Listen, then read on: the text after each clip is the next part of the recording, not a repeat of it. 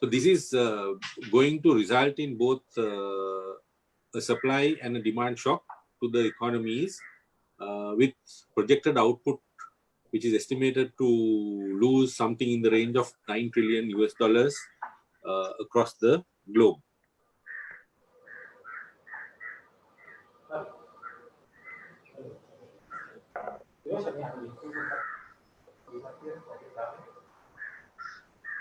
So, as I am sure most of you would have already seen, there are several predictions on industries affected by this COVID virus.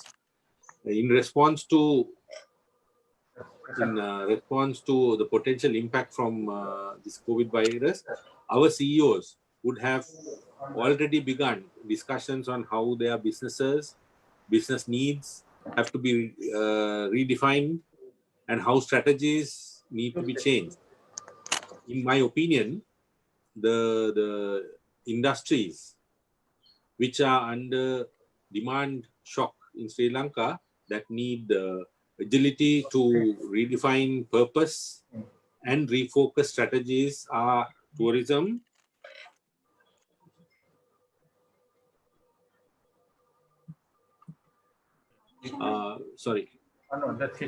tourism, construction, real estate, apparel. Hello? No, there's an email, there's an inbox screen which is being shown. Sorry, yeah, tourism, construction, real estate, apparel industry, and of course, financial services are also. Cannot see the slides. Now all is coming through. Yeah, we can. Yeah, keep going. Slide number 4. Next slide. Yeah. So, so as I was mentioning, we need to some of the industries that are going to be impacted are from a Sri Lankan context, which will be tourism, construction and real estate, apparel, and financial services. Now, that is not all doom. There will be certain other industries that will see some potential as well. Industries such as agriculture, e-commerce, ICT, medical supplies, and so on.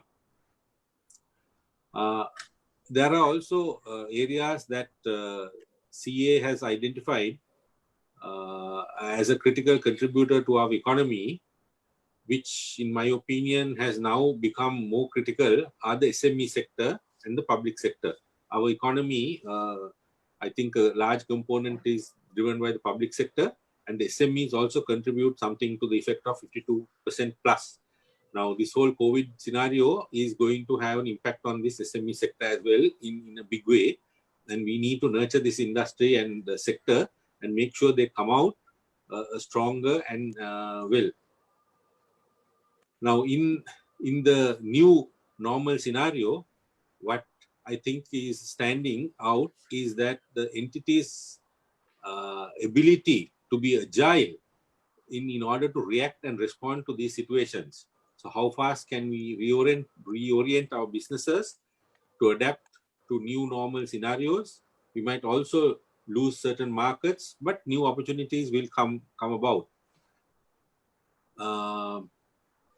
So if you look at that, so all these factors require you to now question whether you need a change in purpose, strategy, and direction.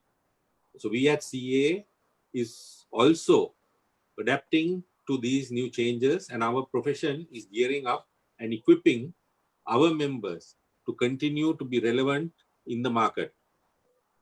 The integrity of financial reporting has also become critical in this current context. We are also relooking at the accounting and auditing space to ensure that these standards that are there are relevant in this new context. And I'm sure we will hear a lot more from our experts from McKinsey, and we look forward to hearing him sort of elaborating on this in this area. We also need to look and see some of the companies started this year or started in the past having certain objectives. Now, how valid are these objectives today? So without taking too much of your time, let me now thank our eminent panel who is joining us today. Dinesh himself, as a prominent corporate leader, is the chairman of ICC and also is the chairman of Hacker National Bank, and we'll share this discussion today. We also have the privilege to have some of our truly visionary Sri Lankans, Mr. Merrill J. Fernando, who is the founder and chairman of Dilma Group.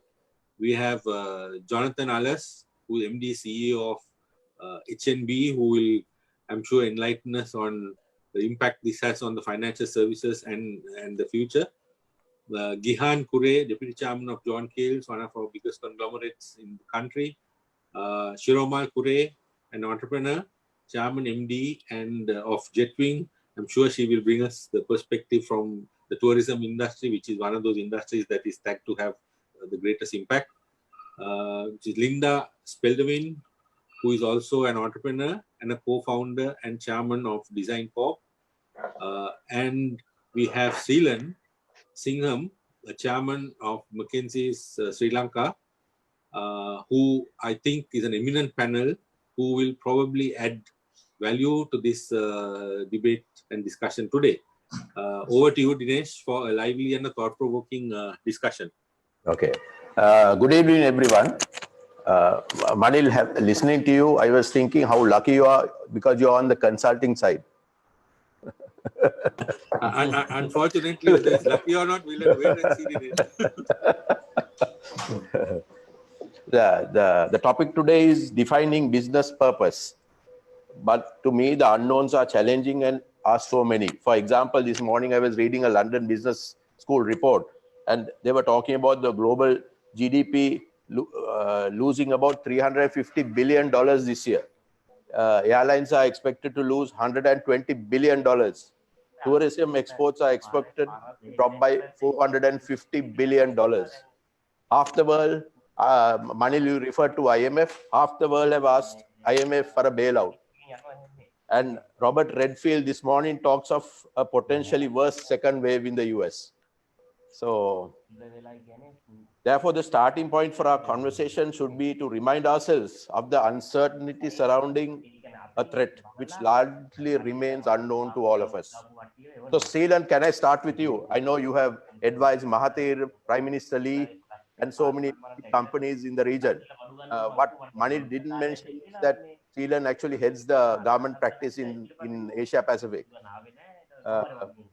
Seelan, I have two questions for you. One is, what is McKinsey's global outlook for this crisis? And how are governments and CEOs responding to this crisis? And please offer some guidance to our local companies. Over to you, Seelan. Thank you. Thank you so much. Maybe people should just go on mute. So can you hear me all right, Dinesh? Yes, I do. Perfect. Look, first of all, I mean, this is a very human crisis, right? And we should just start there. That's what it is. We talked about a lot of numbers at the start of this this seminar, but the big numbers are 2.7 million COVID cases, 200,000-ish deaths. That's, I mean, it is a human crisis, right? First and foremost, that's where I think we need to start. And you're all probably on this call feeling it coming closer and closer to home, and at least fearful of that, right? And especially if you've got older relatives, etc. That's what I'm seeing, I'm feeling. So we can talk about billions, but I think that's the first key thing. The main McKinsey perspective on this is it's an issue of lives and livelihoods. Lives and livelihoods, right? The focus so far has rightly been on lives. The focus going forward needs to be on lives and livelihoods. The Wall Street Journal wrote an article a month ago that said it's a choice. We need to make a choice. We reject that notion. It's not a choice. You've got to find a way where people are alive and people are making an income. Okay, lives and livelihoods.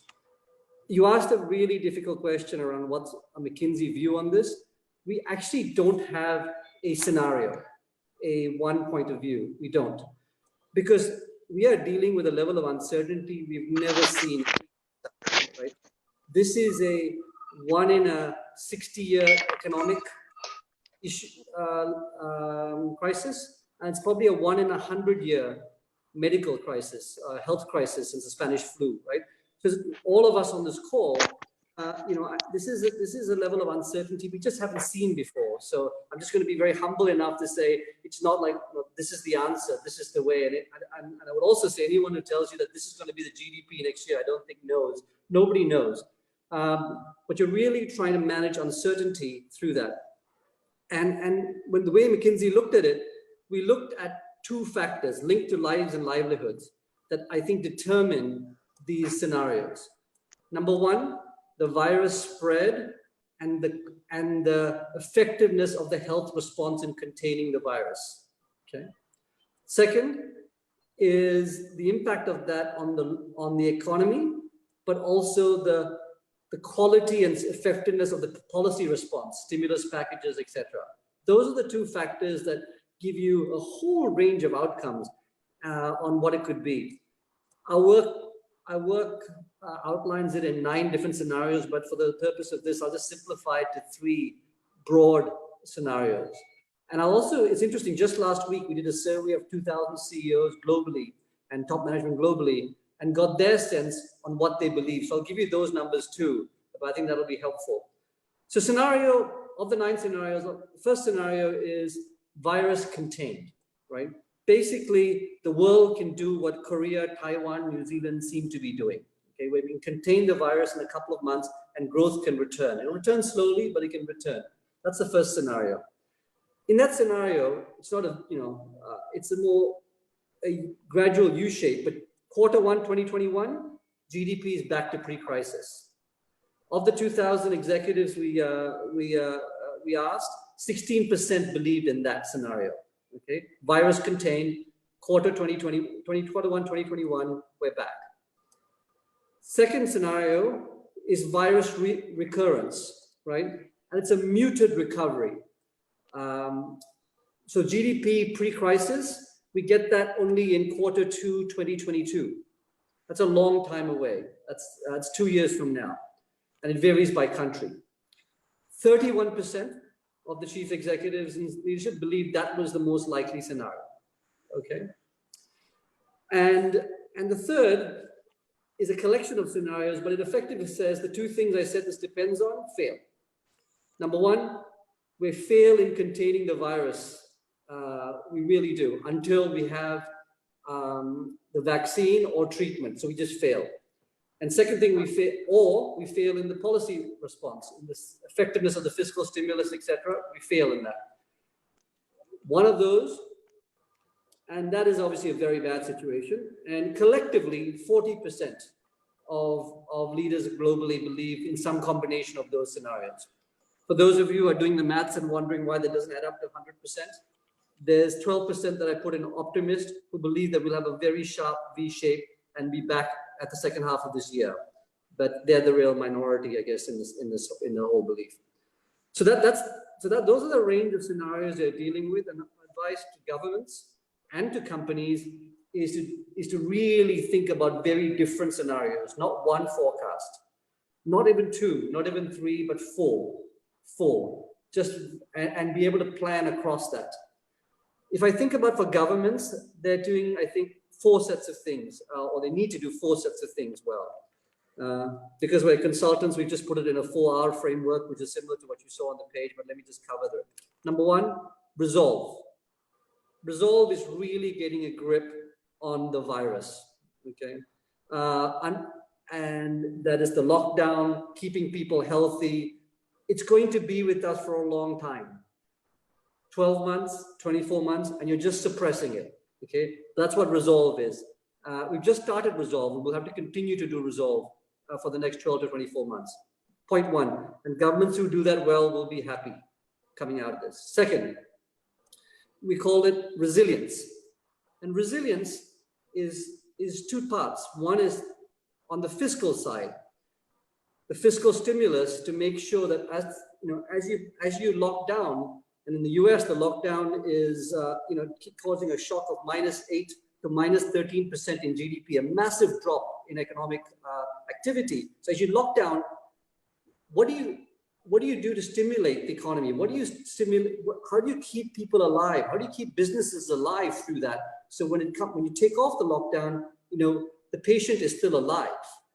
Okay, so the stimulus is important. And here, the good thing about it is what you've seen, unprecedented across many governments, is the level of stimulus is bigger and faster than we've seen ever before, right? So you've seen the numbers in the US, 14.5% GDP, the 440 billion yesterday. You've seen UK at 25% of GDP. So there's a lot of money being thrown at it, bigger and faster than ever before. But having said that, some countries don't have that. And Sri Lanka doesn't have that fiscal bandwidth to do that. Secondly, even the countries that have it are struggling to make sure the money actually gets to the people and gets spent, right? You can have it in the budget, but unless you get it to the businesses and the people and actually it hits the economy, it doesn't matter. It doesn't matter. So resilience is really around supporting the people and the businesses through this. And there's very different ways of doing that. We can talk about that. And the other part of resilience is the supply chain. Food, absolutely critical to get the supply chain working. Otherwise, for food, for critical manufacturing ingredients, medication, really important. Otherwise, so governments need to be across that resilience on the economic side and the food and supply chain. That's the second one. The third area we call rebound, and it's really a return to work. This is really tricky. Most countries are approaching this as we speak. Every government we know is struggling with this. Coming out of this is much more difficult than going into it. Going into a lockdown is easy. Coming out of a lockdown is treacherous. So like ascending a mountain is difficult, but coming down a mountain is where all the accidents happen. Because you're trying to navigate this lives and livelihood challenge. And if you come down too fast, you might impact lives. If you come down too slow, you might impact livelihoods. So how do you get that? And here, I think governments, there's no best practice, but they're all figuring it out. They're doing things like regional clustering, so releasing regions at a time. China did this, right? February 3rd, February 10th, very gradual, depending on the numbers. Protocols, return to work protocols are huge.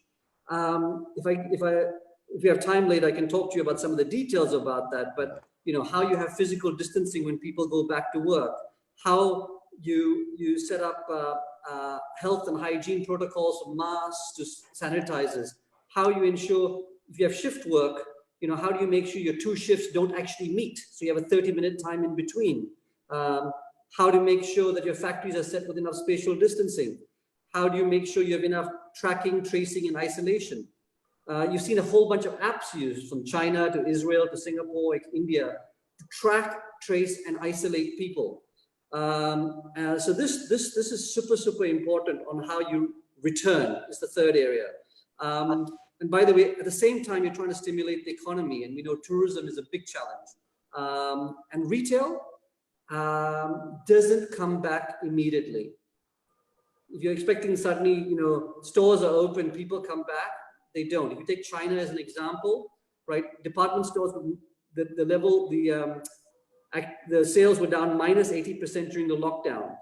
A month after the lockdown, it's still down -57%. So it doesn't come back immediately. Chinese have this saying, when it's winter, you put your coat on fast. But in spring, you take it off slowly. So this is not something that's going to rebound fast. So returning is very tricky. And the fourth area is reimagining. I think this is reimagining and restructuring the economy. This is not just about recovering. How do you come out the other end with something much better than you went in? And here, I think many countries are looking at, how do I reinvent the economy? If you look at the China stimulus package, it's really interesting. $500 billion, not like they did before on old tech, on roads, dams, etc. It's on new tech, new areas. So, 250,000 5G base stations they want installed by the end of this year. Okay, electric vehicle charging stations. So they're using it on next generation infrastructure. Reimagining, reskilling. Singapore is a great example. You've got all these people that are not working right now. They're giving 90% fee credit for self-employed people to take courses, and they're offering these courses. So it's subsidized by the government. So when you come out, you're reskilled for the new economy, right, if you will. So there's a bunch of things there that we can talk about in detail, but that's on. So those are the 4 things governments are doing. Again, resolving, resilience, returning, reimagining, and you've got to do all of that well to get through this. Dinesh, I'm happy to come back to the CEO. Yeah, yes. Why don't you talk about that also before I move on? Because there are a couple of questions here. Okay. Yeah. What is the role of the CEO in terms CEOs, of? CEOs, I talk to several CEOs a day globally on this, right? And look, first of all, the answer varies obviously by country, by sector, by company. Okay. I mean, I was talking to a supermarket CEO in the US yesterday, and his biggest problem is he's got more cash and doesn't know what to do with it. So he's looking at M&A. Okay. Please tell him to send it here. And he's having 30%, 40% month-on-month growth when he used to use 2 or 3%. So there's obviously supermarkets, pharmaceuticals, tech. These guys are seeing one thing. Airlines, tourism, as you described. So very different, right? I'd also say this is an important point for all of on the phone. Just like the disease that impacts those with pre-existing conditions most, this issue impacts companies with pre-existing conditions most. Okay. It impacts countries with pre-existing conditions most. So the answer varies, and CEOs who have companies with pre-existing conditions are dealing with a completely different situation than companies that are not. But having said that, Dinesh, there are 3 buckets of things that they're looking at.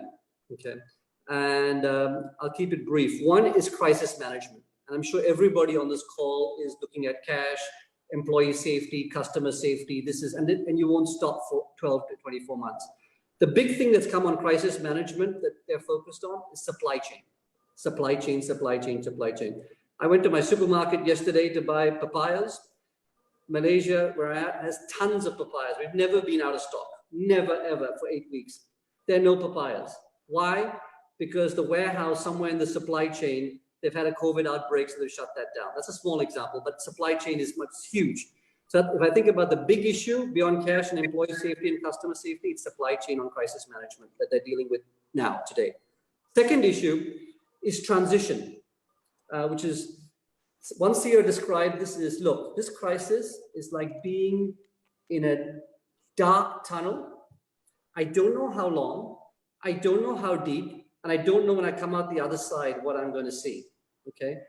And so too many people are talking about the next normal, but no one is talking about the tunnel, the transition to the next normal. And so CEOs are focused on the transition, and there the big issues are return to work, big issue. And some of the best CEOs are not waiting for the government to decide what happens and how we return to work. They're setting their own protocols.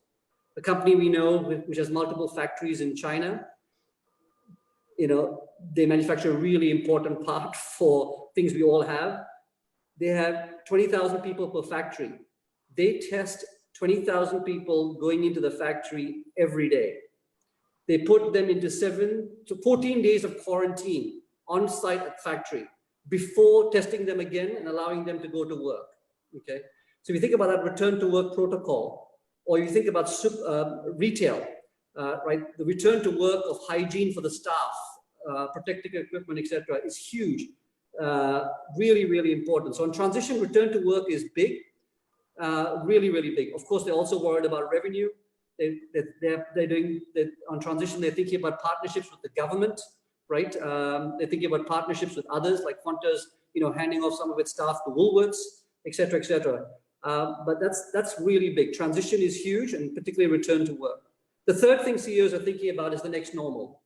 The next normal. And here's the big thing. Many of them, as they think about next normal, back to the scenarios, they are not looking for one scenario. What's your prediction of what that's?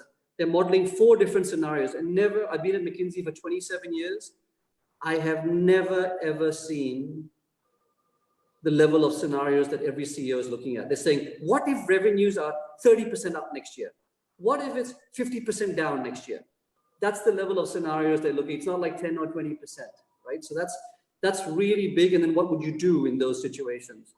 But in the next normal, they're looking at digital. I think digital was already a trend before this crisis. It is, I think there's pretty much unanimous agreement that this has just put steroids on that trend. And so that is going to stick. And so CEOs are looking at that. CEOs are looking at supply chain, as I described, strategically in the next normal. So look, if the world was already worried about China being its factory before this crisis, and this crisis has only made that, again, accelerated that concern. So what are the opportunities for supply chain outside of China? How do I diversify, etc.? Next normal, they're looking at M&A. Things are cheap right now. No one's selling, but things are cheap. So they're looking at M&A, especially the ones with cash. And there are people with cash. They're looking at that. But so that's what CEOs are doing. The important thing here is I've never seen leadership and CEOs be faced with the quantum of issues that they're faced right now. Think about what we saw on health. In December, we were having our Christmas parties in Sri Lanka. Everything was fine. Who knew about Wuhan or COVID?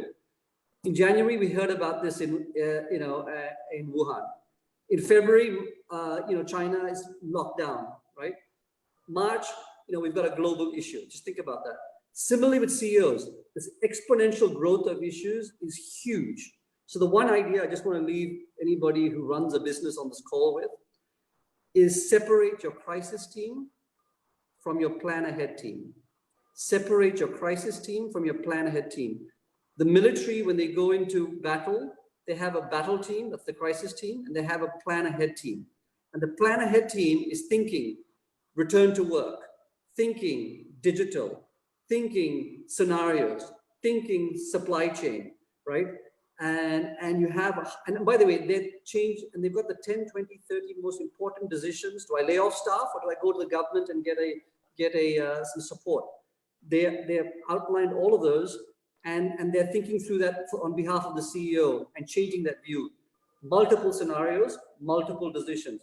Having a plan ahead team is critical because never has a CEO or chairman had such an exponential growth of business issues. I mean, negative oil prices this week. Who would have thought? Who would have thought? So they're having to deal with this stuff. So a plan ahead team is a central issue I just want to leave with you. Let me pause there, Dinesh. Okay, just one more question before I lose this question. This is coming from an ex-member of parliament. He wants to know why we have not had a global response so far, and is it one of the reasons that this pandemic has gone from bad to worse? Sheelan? Yeah, I think it's a great question. I think there are several folks that have tried to make a global response. WHO, I think, are doing the best that they can. I know there's criticism of them. There are people trying to. Government to government, I think you see that in some places. Getting medical equipment to the US fast, right? Whether it's ventilators. But I tell you one thing I'd say about global response that I'm super, super excited about, that I've never ever seen collaboration across private sector like I am seeing right now, between private sector and government across this, right? Never. The speed of innovation that's coming to this problem to break this livelihood trade-off. So, whether you have, we know someone who's manufactures ventilators, and they say, oh, look, we've realized we overspec the ventilator. We can actually have 7 people on one ventilator. Now, that person's not keeping that idea it's in Europe to themselves. They're actually sharing it, and it's a global response. Right? It's a global response. So I wish there was more. I wish there was more. But I also am very energized by the global response between scientists, between business, between cross sectors, and also between private sector and government. Perhaps there could be more room government to government. Thank you. Thank you. Mr. Fernando, can I move on to you? Many thanks for joining. It was not easy to get you. I had to convince you to come on this show. I remember the Prime Minister of New Zealand saying at a dinner that Dilma is better known than Sri Lanka in New Zealand. So I think you're the best person, I think, to answer this question. The question is, Mr. Fernando, given that our export sector has taken a severe beating, can the tea industry become the savior for our exports in 2020? Yes. Now, the Prime Minister of New Zealand, John Key's statement was based on fact, because I struggled for 2 years to get my own brand of tea, breaking away from the colonial culture that still rules our tea industry. From the plantation to selling prices, we have not moved an inch. We have a pre-established system. The plantations, if you see how our personal interest in the industry is displayed by our serious investments in plantations, brokerage, in branding, and exports. That is a total commitment. Now, if you can get half our exporters to make a commitment to the tea industry and market our tea, not just supply. What is happening today from the plantations? You have a general manager, several assistant managers, then there are supervisors, there are kanganis, there are field officers, assistant field officers. All those are layers and layers and layers of expense. All those can be cut down to maybe 3 people. So the resulting benefits can be shared with the workers and take the management, get some of it. So you can improve the industry, but they don't think outside the box at all. In respect of exports, we are buying the tea as cheap as possible from consumers at auctions and selling it to a middleman in different countries. He buys our tea, he adds value, gets various charges, and the kilo of tea for which the foreign trader paid $1 sells at the equivalent of $25, $30 per kilo value-added, branded marketing expenses. When I saw that happening, I revolted. This cannot happen. And when I wanted to start my own brand of tea, and genuine Ceylon tea packed here, fresh, all that, everybody in the trade rose against. Even the government was initially against my efforts. I survived. And today, I'm embarrassed to say, a kilo of Dilma tea sells at a huge price. It is 3 times the average export price of Ceylon tea. Now, 10 others can do what I'm doing, but they do not have the initiative. They are not interested in the economy and the industry itself. That is what we inherited, and we are continuing to do for the next 150 years. The tea industry is 150 years old. Our systems in the industry are also 150 years old, with rare exceptions. How do we move forward? Now the tea trade says we can earn in 5 years' time $5 billion from our exports. We have no hope in hell of doing that if we continue at this rate. If we see 1 or 2 brands exported today, and if you multiply that by 300 million kilos of tea, we are getting 5.4 billion dollars already.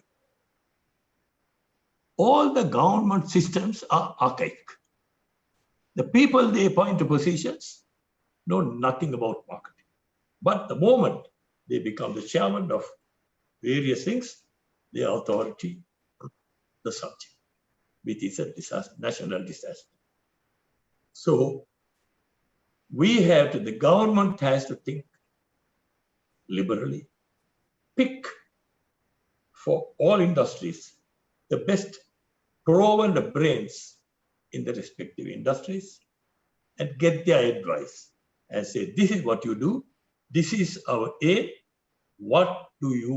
how do we achieve that? Unless you do something like that, you will never get the results. Sorry to say. And the sad part of all that is that the rich are getting richer, the poor are getting poorer. One of the first things I tried to do when my business succeeded and it was earning very good money was to share a bit of that with the poor. And today I have a foundation which has made my business a matter of human service.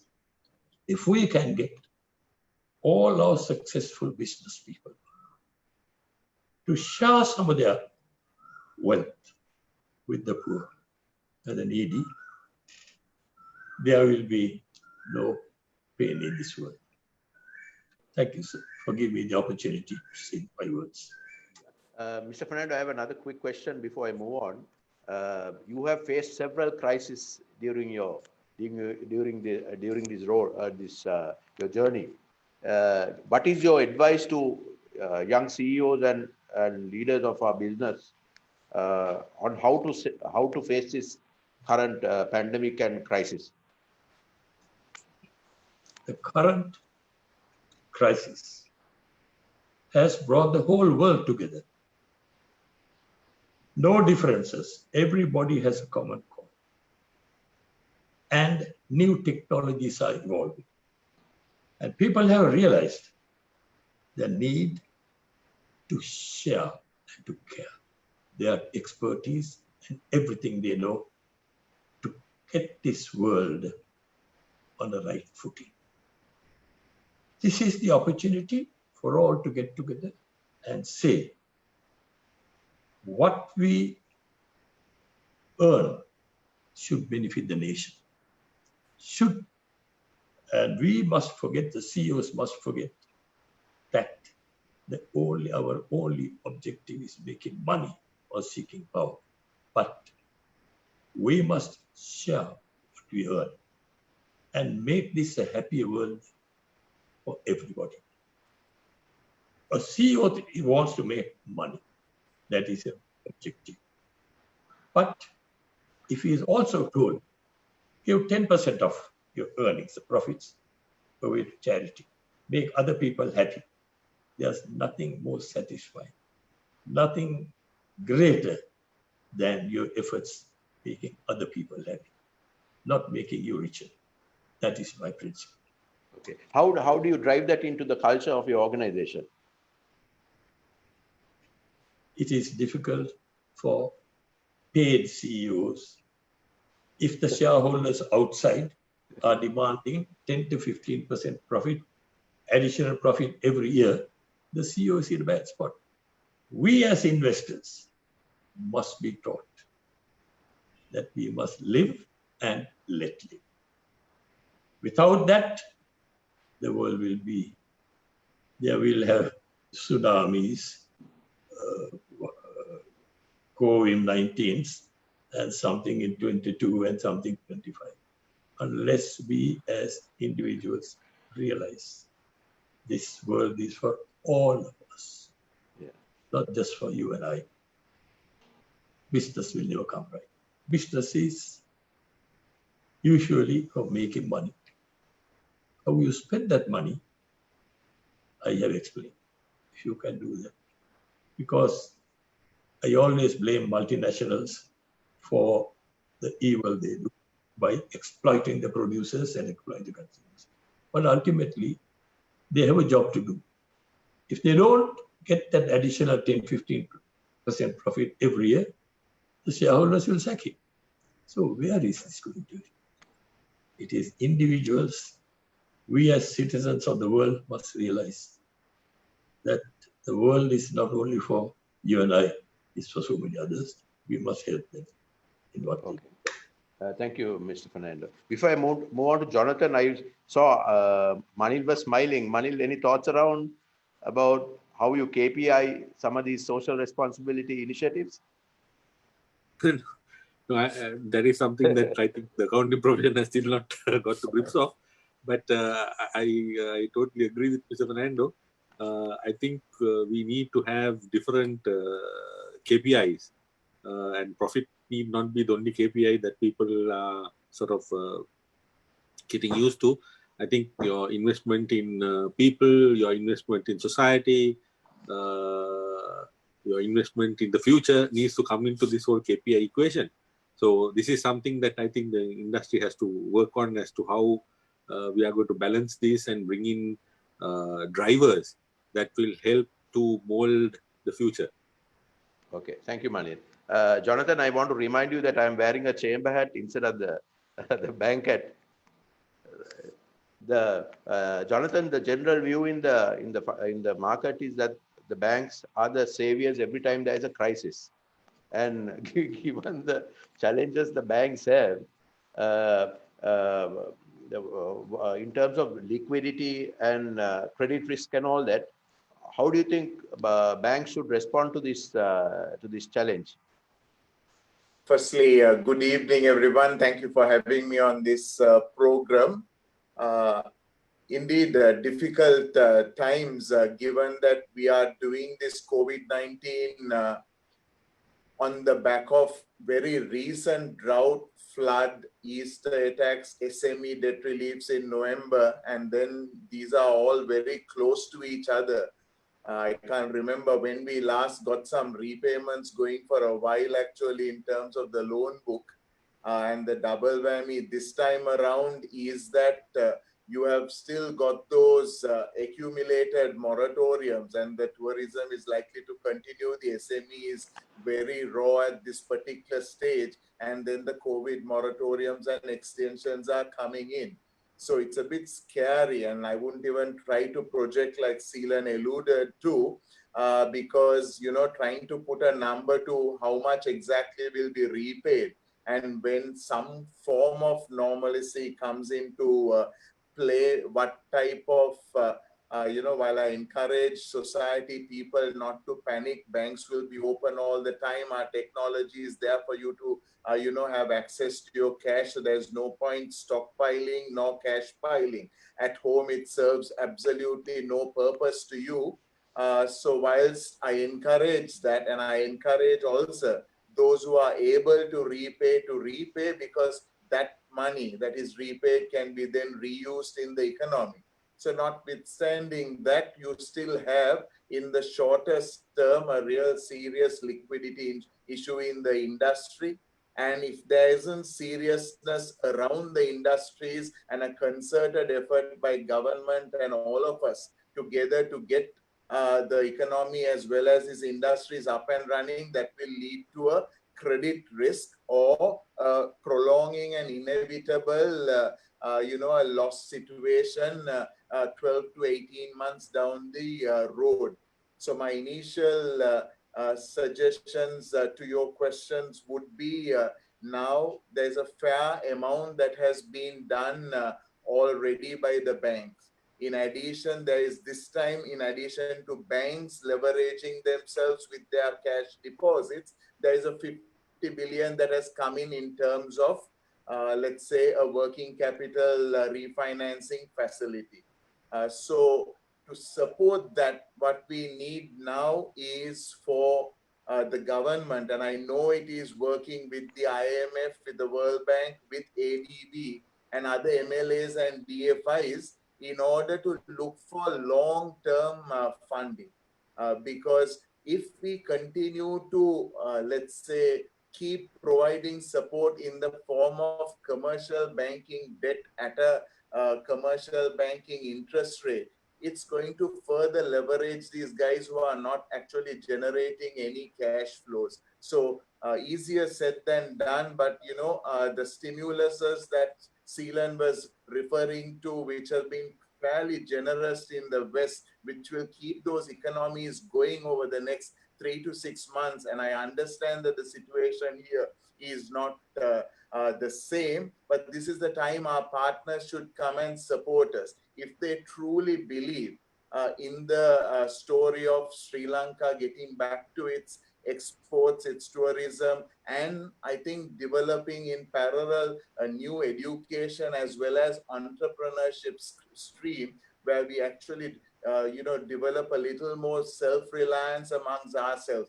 Being an island nation, there's no question that global trade is important to us. But all I'm saying is we are too reliant on that. And there's so much more capability.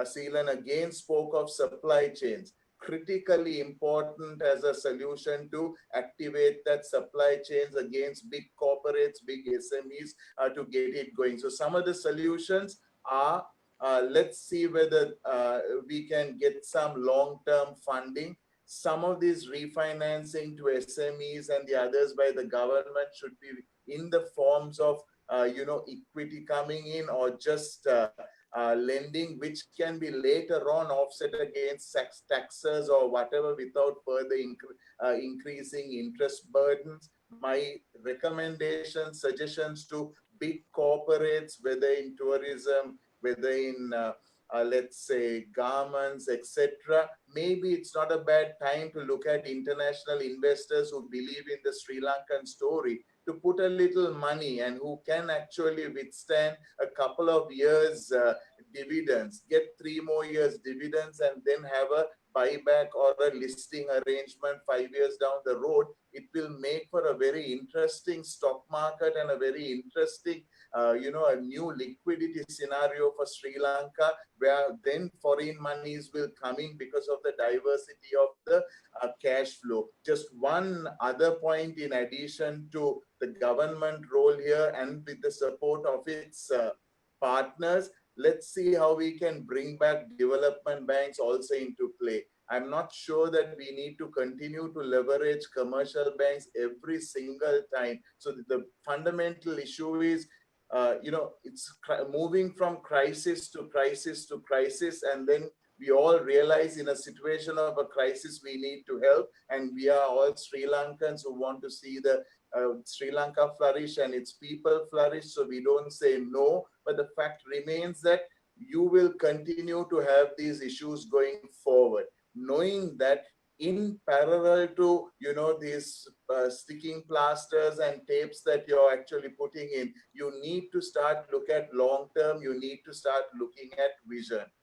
So you need to basically have a plan to say, how are you going to build up equity for the different industries to be used for those industries in different times. So all the taxes that are charged to industries cannot be just used for day-to-day consumption.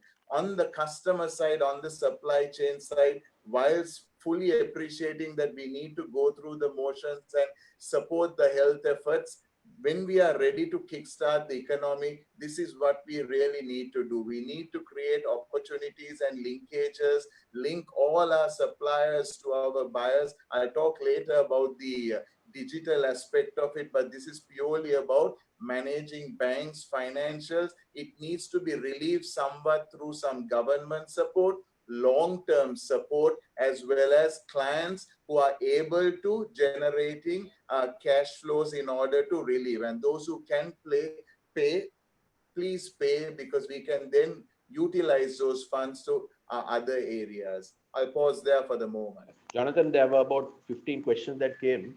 Out of that, I just picked 2. One is, what should be done to reduce the reliance on banks? Every time there's a crisis, people run to the banks. And should there be a move for or push for consolidation? So part of the question was answered previously in that we would like to see a more long-term plan, a more strategic view in terms of knowing that these are happening at an industry level. There should be certain funds that keep accumulating. We would also like to see some kind of divestment in terms of whether it's corporates, emerging corporates, instead of having to hold on to 100% and bring a little more equity and, you know, a little bit of international money coming in. The long-term funding sources from MLAs, DLAs, the World Bank, IMF will come in very handy. The development banks that I spoke of, all these will go towards contributing to reduce the reliance of banks, which can then concentrate on providing the working capital. After all, we are doing all this, giving term loans of 2 years, 3 years without repayments, extending facilities, giving moratoriums, all on the back of a savings account, a current account, or a 3 months, 6 months, or 12 months FD. We don't have anything which is longer term than that. And it's trying to sustain businesses over 3 years, 5 years, 7 and 10. It's not sustainable. Going forward, particularly if you want to grow this economy, you need to look at another model where venture capital, private equity, project financing, and long-term development banking finance access is available to our customers, where they can rely on this and not be only at the mercy of banks, who sometimes are able to, when they have a bit of liquidity, they give you 5 years and 7 years. Then suddenly, if you ask me today, I'm probably doing 1 month and 3 month money is maximum. Now, can a business run that way? Probably not. So we need to look at, let's say, all those instruments in and have a very long-term strategy to support the economy, and not sifts and starts as we have been doing. Yeah, on the question of Sri Lanka having 26 banks, is there an opportunity for consolidation now? Big time. Look, if I had any doubts before, I don't have any doubts about it anymore, especially with these higher capital requirements. Then with IFRS being quite brutal on you, notwithstanding and disregarding to some extent, Manil might not agree with me, but it follows the principles to its core, and it finds it difficult to rationalize with the national situation. And obviously this time it's a global situation. We try to accommodate as much as possible, but it's really not enough. And in that process, you will ask the question, you don't need to inflate profits. Why don't you give the real scenario to government, all stakeholders, investors? And that's what we really should be doing. But if we do that and let's say deplete our shareholders' value, their hard-earned money and the investments that they have brought in,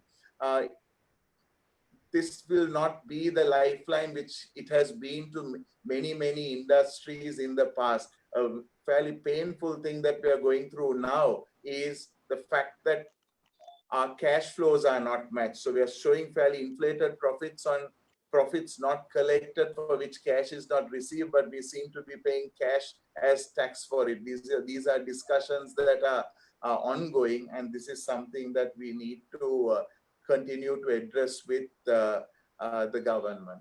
Jonathan, I know you're very fond of IFRS and all that, but I don't want to get Manil to comment. But I like Sheila to talk a little bit about the consolidation, whether there's an opportunity for consolidation and what should be the strategy be going forward.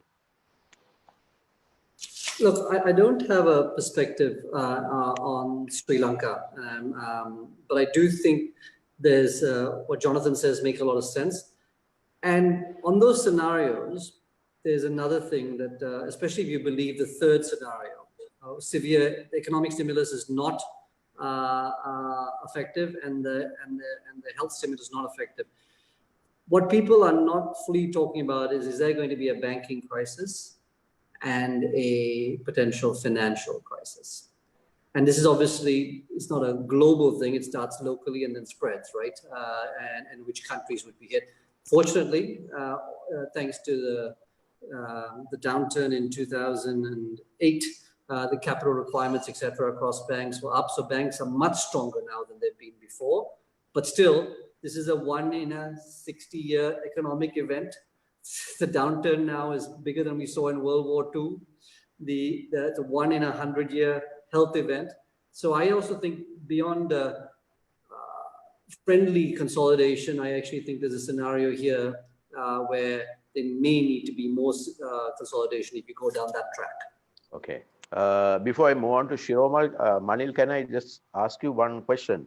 There's this question about IFRS and overstatement of profits and stuff like that, especially during this crisis. Do you have any view on that? No, as I said, actually it's not IFRS, it's SLFRS. The overstatement of profits and the whole accounting scenario takes a particular view, which is giving high quality information to the investors. So it is taking certain principles and applying those principles. Now, many people in the market may or may not agree with some of those, but as it stands, it's a uniform principle that has been applied across all industries and businesses. So to that effect, it is really a reporting. It's basically trying to tell you a story in a particular way with certain, obviously certain principles and rules surrounding it. So now there is a lot of debate about some of these principles and rules. In today's context, do these hold water? Is the question, because these have been developed during, say, let's say normal times, and these are sort of unusual times. So these events are being looked at and are being addressed at the moment. So I think Jonathan started by saying, in this cycle, we are very early in this cycle. So if we are expecting, how should I say, answers, quick answers, it's a bit too early to sort of comment. But as I mentioned, I think Jonathan himself knows, we as accounting profession is working with industry to try and address some of these difficulties and issues, because this is not a normal scenario that we are dealing with. So it's, as I think Sailan mentioned, we are in the new normal arena. So in that arena, I think we need to revisit some of these principles and see whether it really works. Okay, thank you, Manil. Shiromal, you run one of the largest inbound operator business in Sri Lanka, and for the first time in our history, I think a lot of the hotels have zero occupancy, right? In terms of a recovery strategy, what do you really have in mind, and how do you think the government should respond to this? So I want everybody. Right now, as Seelan said, we are more in the resilience and the that mode rather than looking at recovery immediately. But if you were to ask me the recovery, I think we also need the government assistance, especially with regards the salaries of our people, because our main task right now is to keep as many people as possible in our employment. So for the first time, as everybody was saying, we are having a situation where there is no revenue, absolutely zero revenue, and we are looking at a worst case scenario of 12 months, and maybe it might go into even 18 months. So in that scenario, how are we going to keep all these people in our employment? I think tourism has almost 500,000 people, and our company alone have about 4,000 people. So we're trying our best to keep that people in, and obviously we would expect the government to assist us. But we are also aware of the situation of the government. As Seelan said, unlike the US or the UK, Sri Lanka government is also having its own issues. So that then, of course, the next question is, obviously, we are going to the banks, naturally. So to ask some assistance. And also some companies do have reserves, as Seelan was talking about the conditions. If you have a condition, then it gets worse. If you don't, then it might be easier for a company to look after itself for during this difficult period. So naturally, the SMEs are looking for the government and through the banks, at least to come in with some kind of assistance packages. Unless that happens, I think it's going to be quite a difficult situation. But we are also positive in a sense. I think once the situation improves, I'm sure the domestic market would come in. Because we saw the moment curfew was lifted, we saw a resurgence in demand from the domestic market. So after that, maybe the regional markets would come in, maybe China, India. So we are now in a situation, as again Seelan was saying, getting ready for business phase. where we are looking at the different protocols that need to be followed, which are also going to be costly, getting all the different equipment and then training the staff. So that is the phase we are looking at going next, Dinesh. Okay. Shiromal, I know you are an industry veteran. Lot of people look up to you and all that, right? So, do you have any specific advice for young business people who have invested in this industry and who are struggling now? I think if you're an entrepreneur, then that the passion that drives you would somehow find ways and means to keep it going. I was telling at another webinar, I've seen my dad, who has also gone through, of course, nothing as bad as this, but that sheer passion and the will to survive would really give you ways and means of looking at things. So my thing is, don't give up. And don't lose hope, be positive, however depressing it can be. And maybe there are days you don't want to get out of bed because you have so many issues to think of. But if there's a will, there will be a way. And I'm sure if you talk to your teams, they will also understand. They also realize that all of us have to take, maybe downgrade our lifestyles and maybe give up certain things, make sacrifices. And if that happens, we can all get out of this. So don't lose hope, please. Yeah, we all know that we don't know what the bottom is, but in terms of recovery globally, do you think, do you have any ideas about when this industry will recover? Not really. As Seelan said, I don't think anybody does. But we are, of course, as I said, whilst we are planning for the worst, again, as was said, we are also having a couple of scenarios. So we are hoping that the domestic market will improve, maybe around July, August. And then maybe the regional markets will come in around December. And of course, the European would be much longer, maybe 12 to 18 months, Dinesh, unfortunately, because the airlines have to gear themselves up and the testing has to happen. Ideally, a vaccine has to be found. So there are lots of ifs and buts. And so it's very difficult to manage. Okay. Shiromal, in terms of your business model, how will it fundamentally change now, or? I would think so, yeah. As again, because we were obviously always looking at experiences, which is going to remain. But I think the health and safety of the guests and the workers are also important. Not that it wasn't important before, but now it takes a different dimension. So a lot of emphasis will have to be given on to that. So training will have to be done. I mean, simple thing like wearing a mask. Our people are not used to it. So they want to just take it out as soon as possible. So we need to educate them the importance of it. And our smile, the famous smile we were used to, they're not going to give it out anymore. It's going to be covered. So we'll have to smile with our eyes. So a lot of different things are going to happen. And I think, again, as Seelan said, digital is going to become more and more used in hotels, in DMC operations, because to use online check-in, check-outs, payments, all of that. So unfortunately, the human contact, the human touch might get minimized, at least in maybe the short to medium term. And I'm hopeful that in the long term, it will come back, because that's what's nice about hospitality, right? So, yeah, but in the medium to short term, I'm sure a lot of things are going to be affected, yes. Okay. Listening to you, Shiroma, what's your message to the banking sector? I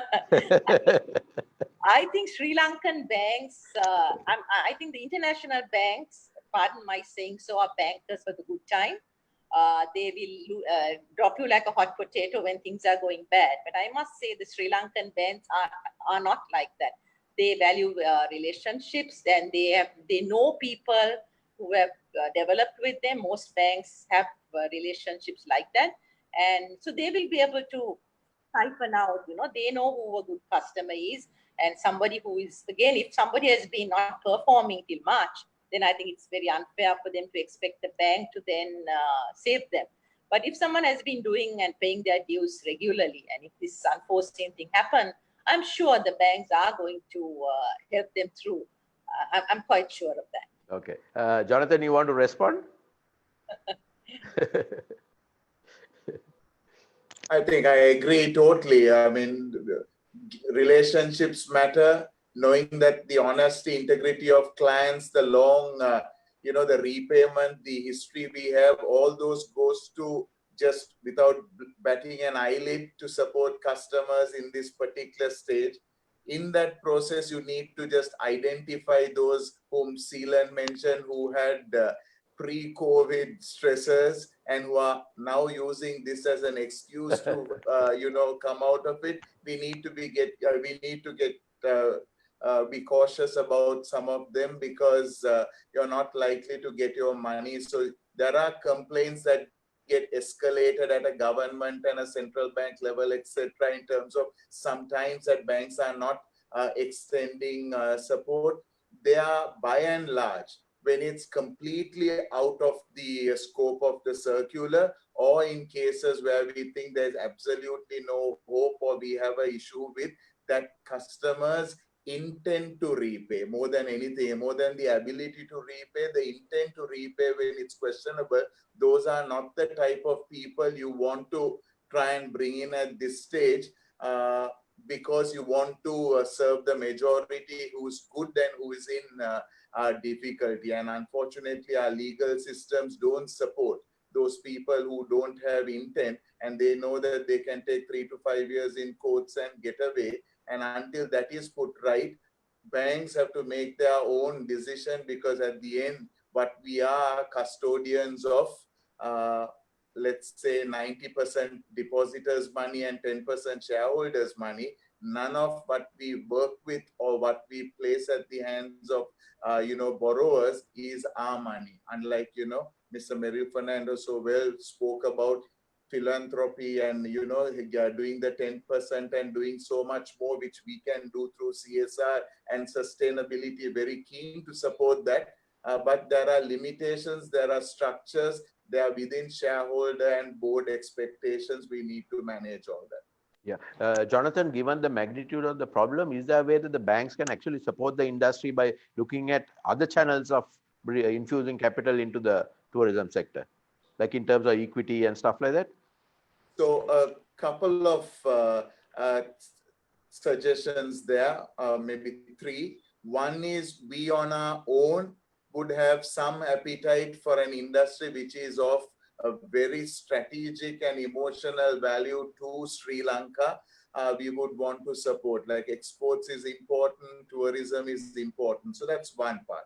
The other part is for the government to work on a long-term structure in terms of getting let's say, for example, ADB has $6.5 billion for COVID, which it has an allocation. Sri Lanka should go in early and get a sizable chunk of that and then reallocate that towards ideally the SMEs and those who should not be further burdened with interest-bearing support.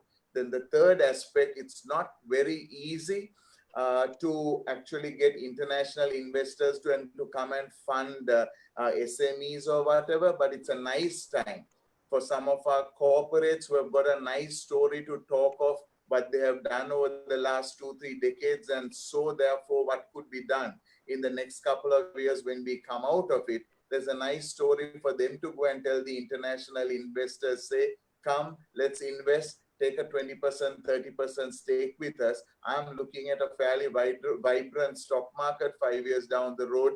This is what we need to do. Like with COVID is a heavy dark cloud on this whole world, but the silver lining is there are opportunities to move forward in terms of financial restructure, more equity coming in and digitalizing the business, and a more human and environment oriented sustainable thinking to your strategy and to your business. So looking at long-term MLA, DA5 support for SME and the likes, I would really appreciate some private equity funds to come in and help Sri Lanka at this stage in helping fintechs, helping SMEs, etc. If ever there was a need for private equity, this is a nice time for some funds closer to home who would have this, the patience to be with us for 3 to 5 years. And that's the usual time for a PE fund anyway. And then for those large investors who would want to take particular stakes in some of our top class, world class corporates in Sri Lanka. Okay. I saw Mr. Meril Fernando nodding. Do you have an appetite to invest in any of these assets, Mr. Fernando, going forward?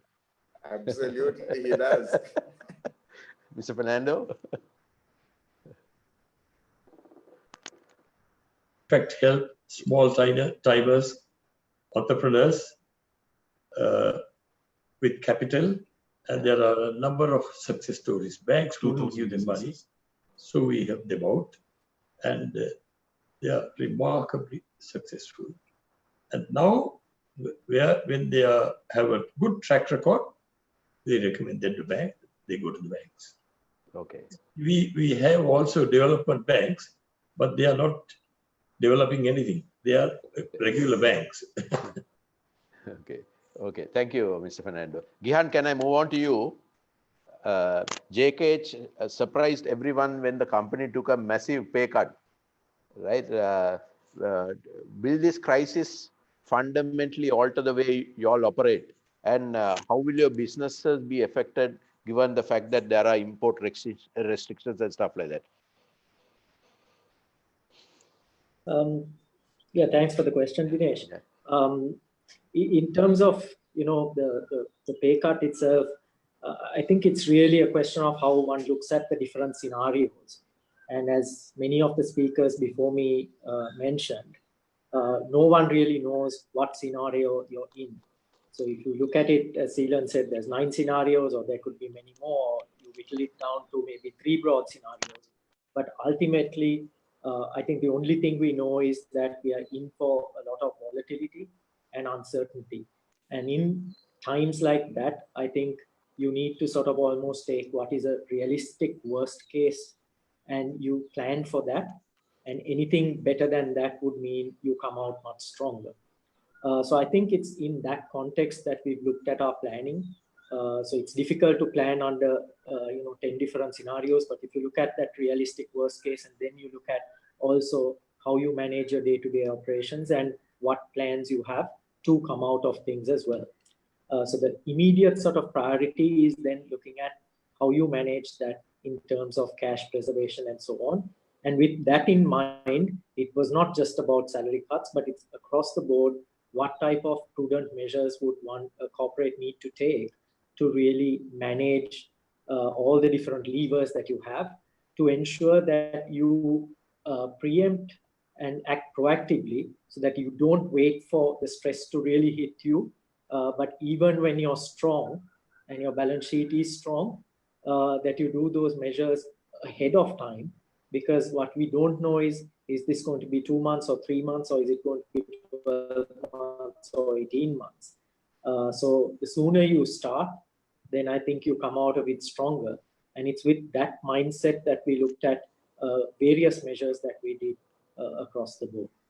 Yeah. In terms of a business model, do you think that your business models will get a kick up or kick down? Or?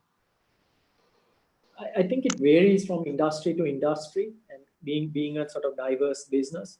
Again, it's probably still a little too early to see how exactly it will affect every single business, because we are in a sort of situation where you don't really know how things could be even in the next week or month.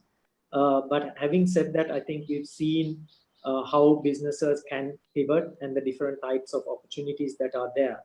So if you look at, I won't talk about leisure because Shirumal already spoke about the impact to leisure. And, whilst the business model in the short term might change in terms of how you operate, ultimately one hopes that in the longer term, medium to long term, that things will come out.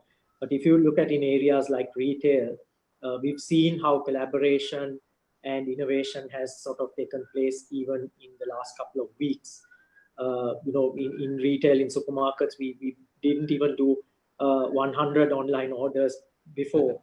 And, though we had a website, it's not to say we had the best online platform, but it was certainly good enough. But still, people just didn't want to adapt. Now you find that there's a catalyst and people sort of, obviously, you don't need to convince them anymore. And suddenly we are doing, 5,000 online orders a day and many other forms of ordering. So if you look at it, it's going to move to more of an omni-channel type of delivery when it comes to retail. It will be similar in other areas, industries as well. So business models will evolve, definitely in some areas more so than others. But I think there are opportunities in those in this sort of crisis. Like I said, and Seelan also mentioned earlier about digital, and it sort of cuts across many areas of our business as well. And we are already starting to see some of the benefits of how we could leverage on that. Okay. Gihan, given that your share is one of the most popular shares in the market, right, with the shrinking of the balance sheet, how will you manage that going forward?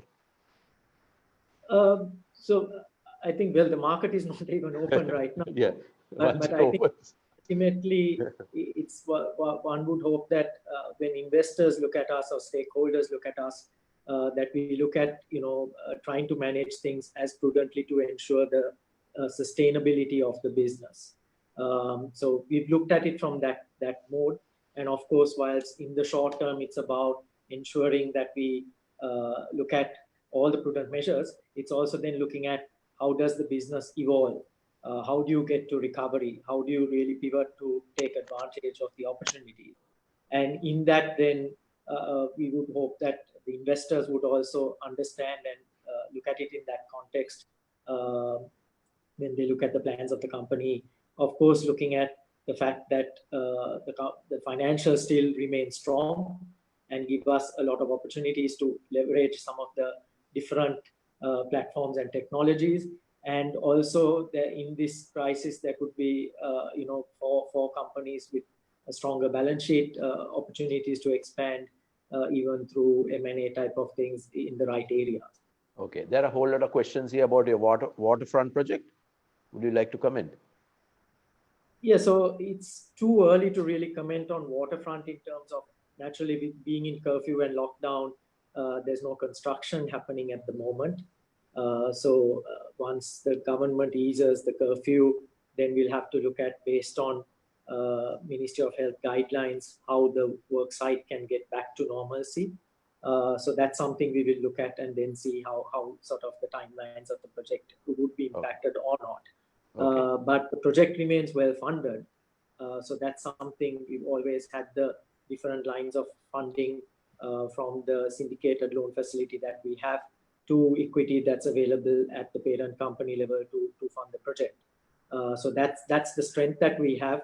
Naturally, we will look at all forms of how we manage it best once we have greater clarity on the timelines of the project as well. Yeah, you mentioned about M&A. Do you have an appetite to acquire at this moment of time, or? I think it's an evolving situation, Dinesh. So we'll have to watch and see and look at the areas. My point was that, having the strength of the balance sheet will give you flexibility to, take advantage of opportunities. And that's where, as I said, just doing things ahead of time will give you that strength. So yes, today it's obviously a tough call to look at anything when you don't really know what's going to happen in the next couple of weeks.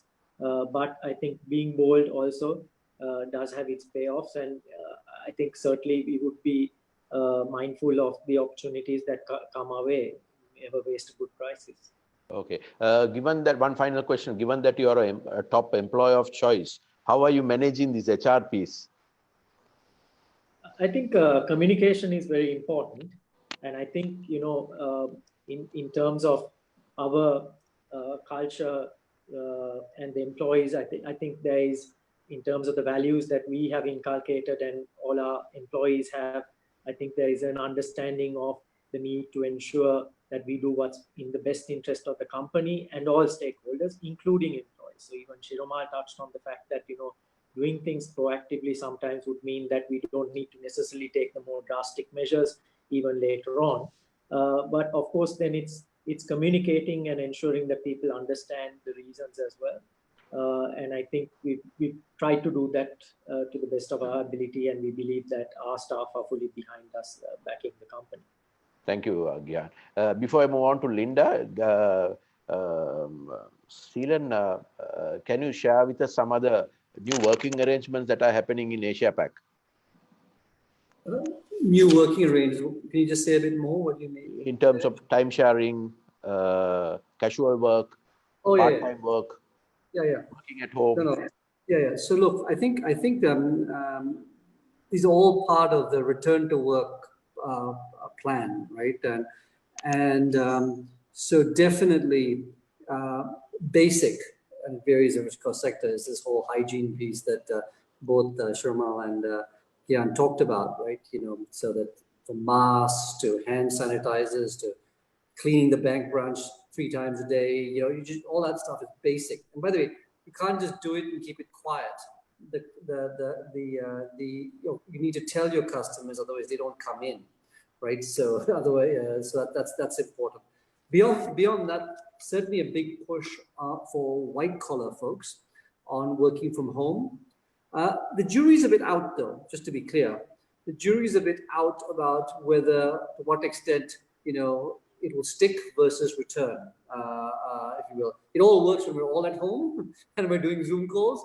But if some of us are at work, but there's certainly be a shift. Some companies are being quite proactive about that, saying, look, let's look at our real estate portfolio and how do we want to shift our people that way? So when we come out, we don't get people comfortable back in the office. This is so I think with that it would help. Then I think there's a lot around tracking, tracing, and isolation. Super important to have in place. So when you come in, who you've met, what date. Some of you all may have gone through that before the lockdown, but putting that in place, that's going to be super important. Team A, Team B. Team A, Team B, super important for critical functions. So that if shift A gets ill, shift B can still continue, whether it's top of the house or it's down at a branch or hotel or key operation center. I think those are important.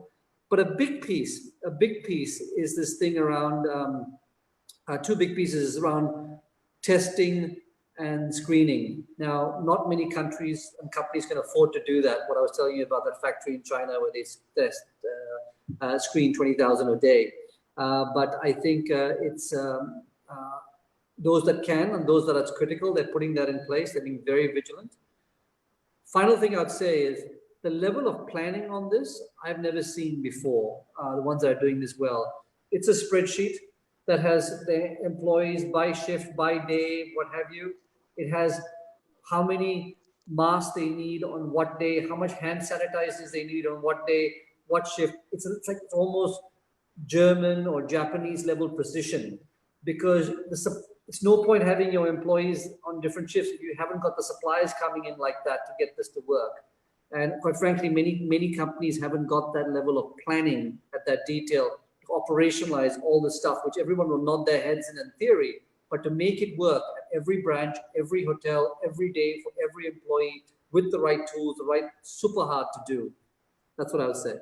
Okay, thank you, Sheila. Linda, you have said several times that Sri Lanka should become a fashion capital, and many support your view. But post-COVID, what are the cool creatives you need to keep this idea alive? That's a nice question. First is, I think what I have said is that Sri Lanka to be poised to be an innovation hub is what I've been campaigning for. I mean, I see 2 things. I think first is the companies that have not got any forgiveness are the ones who have not been future-proof. And I think that is a pre-COVID problem. So I think, I mean, we've always been in this design space, but our vision has been totally impact-driven. So it's been a very purpose-led business. And I think, being purpose-led and being entrepreneurial has really helped us in this moment. So I have to say that, I mean, we are in a slightly unusual space. And I think our vision I see as even more relevant than before. The way we've looked at even design, right? Taking design to villages, uplifting livelihoods. The vision we had is to scale that and to make Sri Lanka realize its potential and be this, one-of-a-kind epicenter to drive innovation. So with this new kind of consumerism coming in, I think our role is more relevant than ever before. So having a really purposeful, purpose-led business has really helped us and to see the future that way. And the second thing is, I think to the CEOs out there, I believe everybody is got to think like an entrepreneur at the moment, not only entrepreneurs, right? So one of the things I've realized is, first is when this whole crisis happened, like, what role do you assume as a company? And fundamentally, we went to the, a fallback option is this very entrepreneurial wave that we have. And that's really helped us, because I think, if you're an entrepreneur or an entrepreneurial company, and if your CEOs can assume to have this entrepreneurial vision, way of doing things, I think the first thing is, it's time of uncertainty, right? So there's nothing that, there is no, the last 100 years, nobody has managed such a situation. So I think it's only, but an entrepreneurial mentality, I think you're used to turbulence, you're not going to die on a turbulent flight, right? You just, but if you are afraid of things, you will be ineffective. So I think, if CEOs can assume this entrepreneurial mentality, which has really helped us, is one is you've got to, it's uncertain, but you've got to make some predictions. Somebody's got to make them, right? So, we have actually fallen on this 18-month timeline, which having reading all the stuff and things like that, we believe in the 18-month timeline for our industry. I think I'm surprised because some of the advisory boards that I sit on, some of the bigger companies struggle and they're just talking 3-6 months. Yeah. Hope is not a strategy, right? So at the end of the day, somebody from an entrepreneurial point of view has to take that call. And your CEO has to be entrepreneurial and take that call. So I think our role has been, okay, 18 months, now work back, right? That's your crisis period. Assume zero revenue, right? And of course, we are in 4 verticals. We are in education, which is, we pioneered the education sector in design. Then we are in retail, we are in manufacturing, and with the Colombo Innovation Tower, newly we are almost in infrastructure, really, they are in a different way. So I think one of the other things to realize is with this entrepreneurial mindset is just don't follow everybody, because each industry understand that it's impacted in different ways if you have a couple of verticals, right? So again, I think the way an entrepreneur looks at it is different. So for us, I think within 24 hours, I realized that edutech sector is going to take off, right? So we used fear as a catalyst. We were quite digitally online savvy anyway, but there were a few people dragging their feet. So, overnight, within 24 hours, AOD completely switched to virtual mode and completely on cloud. So I think, now it's a case of keeping them there in cloud, and so realizing that, you can play around with your verticals because, I guess, if you're a CEO who's entrepreneurial, you look at it a bit like a chess game, we knew education is going to be really a good sector. So that sector really didn't suffer, and if you're leading, I think, I've had some of my team come and say, look, let's please cut our pay, but we haven't chosen to do that because it is a sector that didn't really get affected so far. And we don't see that sector. We see that sector, in fact, edutech sector growing. So similarly, actually, retail sector we see dead for the next 18 months. Okay. So some of the teams from that had to be migrated onto other things. So what I mean is, if you can look at like your, whole different verticals are impacted in different ways, and that is, look at it as a blank canvas, really, right? So we've managed to, mobilize different, move people around and really relook at it from a very entrepreneurial way. And I think, a couple of my final points would be that, like again, an entrepreneur will always view the world in terms of the opportunity that's out there. So as I said, we knew it's not even a surprise. I don't know why people are surprised, right? There was a lot of, people who, like a lot of companies who did not, they're so future unproof, So I'm still talking about digital, right? So I think what this COVID situation allows you to do is leapfrog completely, because your business plan from 3 weeks ago is almost irrelevant, right?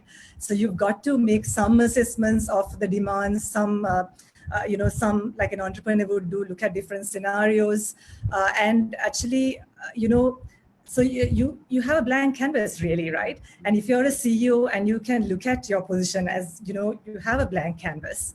And if you have an entrepreneurial mentality, you just forget about everything you have, right?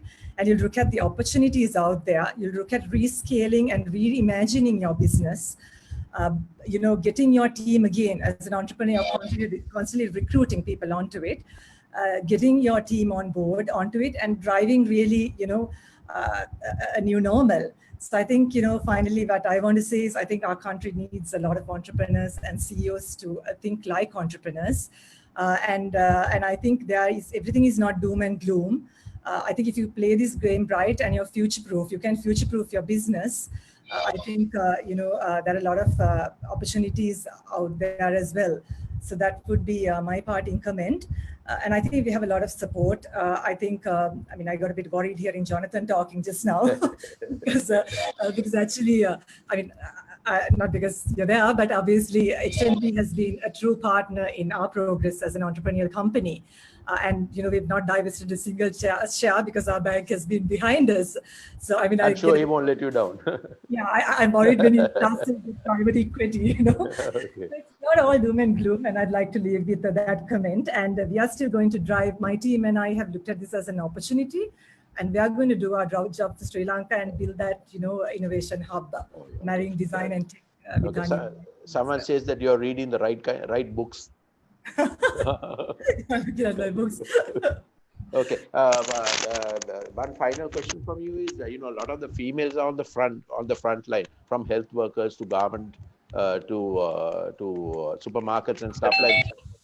Are we doing enough for them in this current? Because a lot of them are involved in domestic work and they don't have work now at the moment.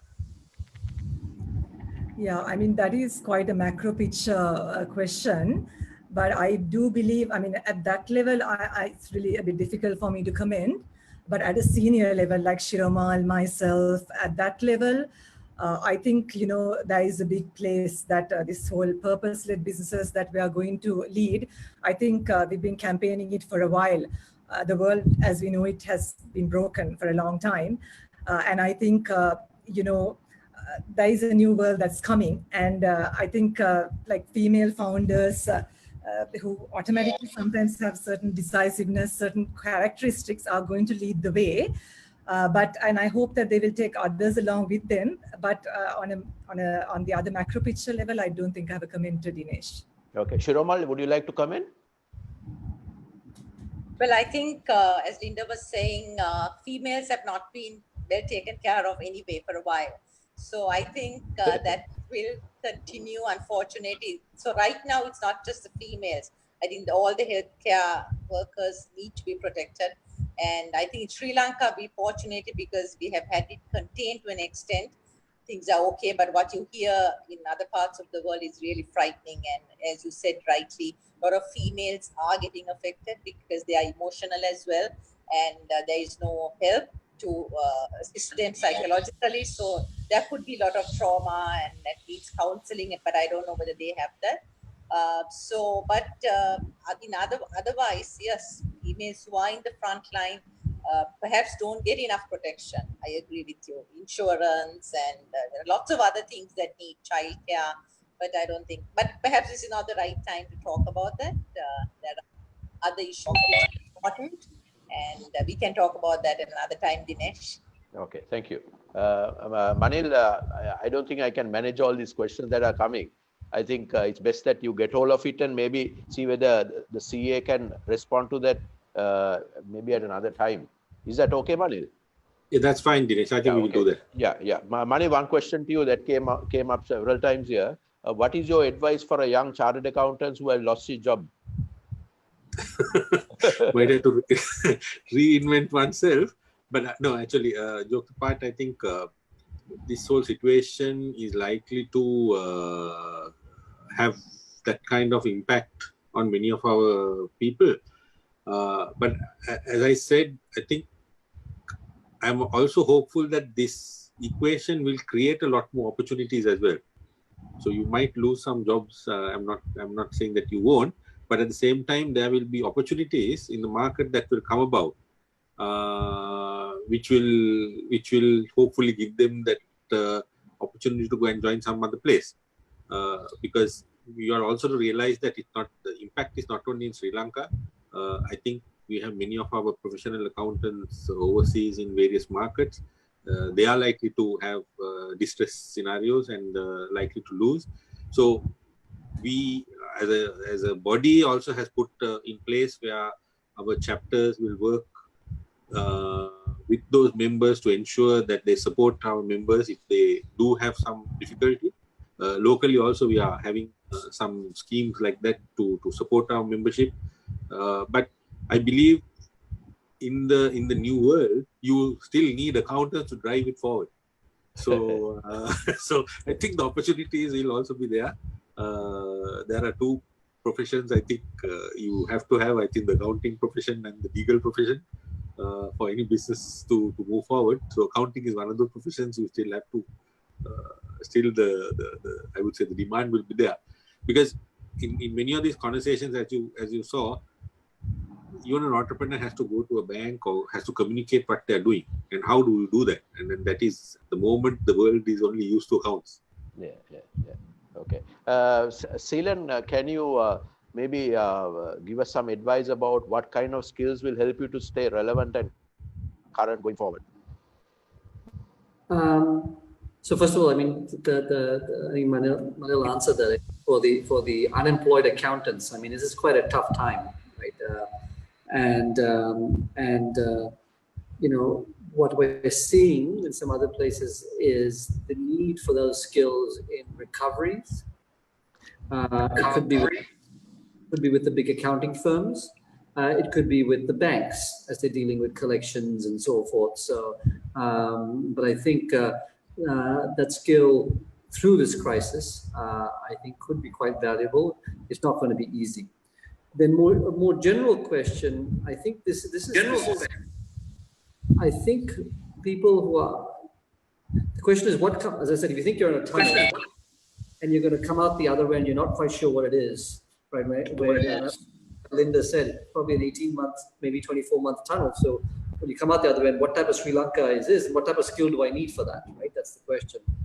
I think it's uncertain, to be honest. But the few things that seem to be coming quite clear, is, as many of the speakers have talked about, is digital, right? And by the way, Sri Lanka was actually quite far ahead when I think about things like Pick Me being ahead of Uber, et cetera, et cetera. So, but this is only going to put, I think, more on that. So do you take, there's, for example, these things called analytics. And there's really terrific online courses on this. There's this thing called Dev Bootcamp, which is an intense 12-week coding bootcamp, right? Which, by the way, if you do, your job market is not just Sri Lanka, but it is also the world, right? But you know, it's rapid reskilling. This is not, let me go. So I think thinking through that, healthcare, by the way, I think any way you look at it, I think is going to come out growing. It's obvious now when you see it. But what's interesting is if you look at some of the previous crises that we've been through, whether it's a global financial crisis and the previous one, the two sectors that help economies come out of it are tech and healthcare, right? So again, I think if you think about what helped the US economy post 2008, it was healthcare. So healthcare is another area that I think makes sense. And again, there was a trend with aging population, et cetera, et cetera. But those are examples, but there is no silver bullet. I wish I knew exactly when we come out of this tunnel what the world looks like. I don't. But I think just those are some examples of things you could do. Okay. Manil, shall I close the session now? Is that okay? That's fine, Dinesh. Okay. So my final question to the entire panel is, as you look forward, what worries you and what gives you hope if a vaccine is not found by 2021? Limit the answer to half a minute. So starting with Seelan. What worries me is the vulnerable people in vulnerable countries and vulnerable people even in rich countries. That worries me, and there isn't enough fiscal stimulus. What worries me is the key sectors like tourism, apparel, tea, export. That worries me. Worries me is also a second wave of the virus, which is, as per the Spanish flu, is worse than the first. What gives me hope for Sri Lanka is it's an island. Island wins in this. New Zealand, Australia, Sri Lanka, they will win in this kind of environment. Second is the strength of the response from the government on the help has been outstanding. And what gives me real hope is what we just talked about, reimagining what comes out the other side, right? A digital Sri Lanka, more than just apparel, advanced manufacturing.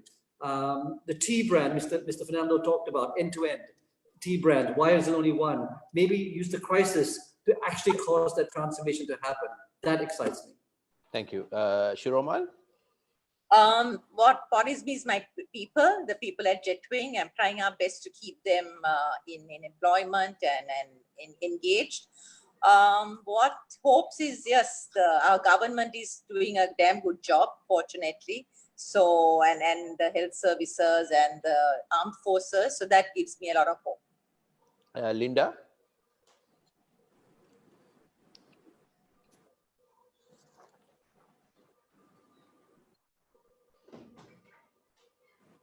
Linda, your mic is off. Yeah, sorry. Yeah, so I think nothing to wait. The 18-month plus 18-month timeline, I think, is quite a realistic timeline to think about.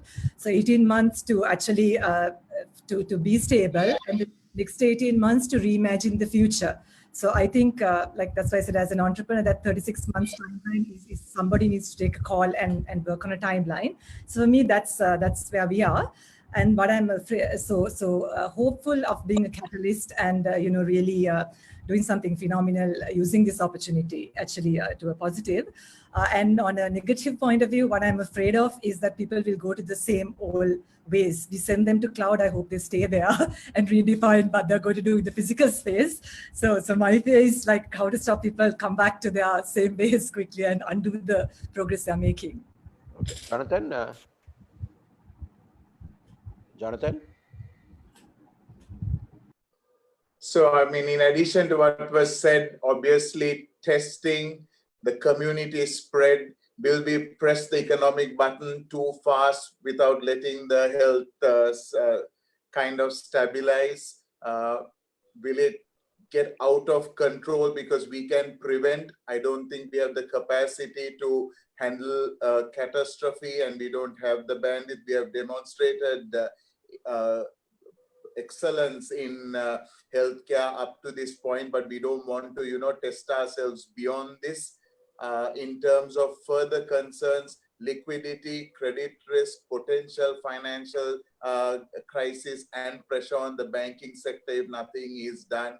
But in terms of opportunity, I said there was a silver lining. So digitalization, AI, client insights, new client experience, RPAs in terms of automation, tighten your belt, new operating structures, refitment post reskilling, and then look at a completely new norm of doing business. And like everybody on this panel said, please don't think of going back to where you were. Where you were was the wrong place.